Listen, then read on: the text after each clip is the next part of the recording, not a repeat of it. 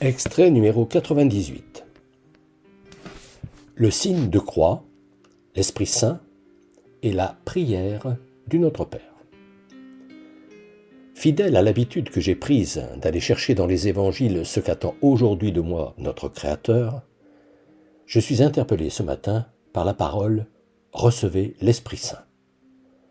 Formule qui semble vouloir dire en effet que le Saint-Esprit est bien d'une personne, comme il est enseigné, alors que, selon moi, et depuis longtemps, il n'est que la manière dont nous nous y prenons pour imager les intuitions fermes que nous adresse notre Créateur quand celles-ci sont tellement fortes qu'elles fondent sur nous comme des révélations.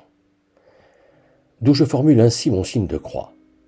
Au nom du Père, en ton honneur, Père, notre Créateur, et du Fils, et de nous tous auxquels tu as donné une âme, et du Saint-Esprit, et des valeurs sublimes qui nous relient,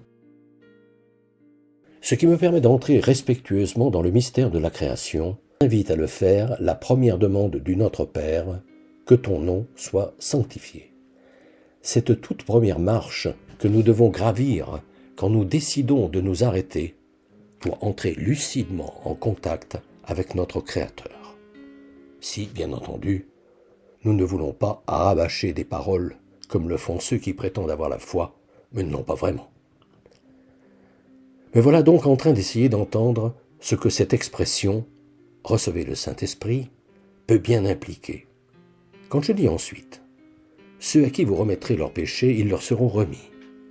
Ceux à qui vous les retiendrez, ils leur seront retenus. » Texte qui ne s'adresse certainement pas plus à Pierre seul, comme je l'ai déjà écrit, qu'il n'est placé ici de façon innocente, puisqu'il parle clairement du pardon, ce commandement sur lequel Jésus a tellement insisté qu'il en a fait, avec le partage, le deuxième pied sur lequel doit s'appuyer quiconque se dit de ses disciples. Que je regrette de ne pas savoir lire le grec, la langue dans laquelle l'évangéliste Jean a peut-être dicté son évangile, à un disciple qui, lui, maîtrisait mieux cette langue que lui. Je reprends ma recherche. Le texte qui précède raconte comment Marie-Madeleine s'est rendue de bon matin au tombeau, où Jésus avait été mis 2 jours plus tôt, et comment il lui est apparu ressuscité. Puis il décrit comment, le soir de ce même jour, toute porte close, Jésus s'est tenu soudain au milieu de ses disciples et leur a dit « Soyez en paix ». C'est-à-dire, comme je l'entends, « Soyez pas effrayés, n'ayez pas peur, je ne suis pas un fantôme, calmez-vous ». Et Jean de rapporter les paroles qu'il prononça alors.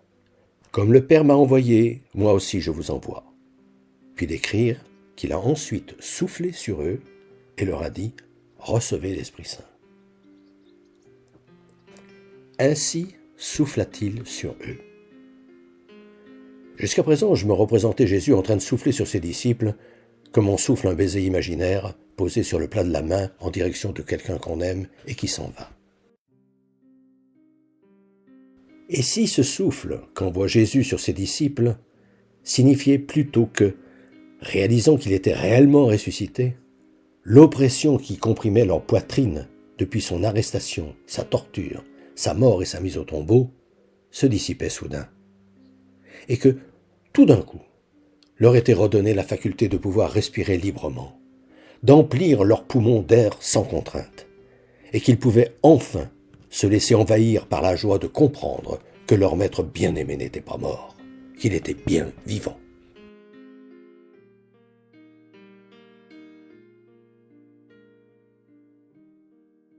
Depuis des années, environ 1 fois par mois, j'envoie une lettre d'information spirituelle à tout mon carnet d'adresses.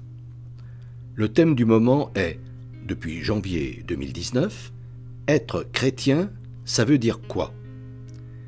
Si ce sujet vous intéresse, n'hésitez pas à me transmettre votre mail, en vous contentant d'indiquer « auditeur YouTube », vos noms et prénoms, et éventuellement votre numéro de téléphone si vous souhaitez me parler.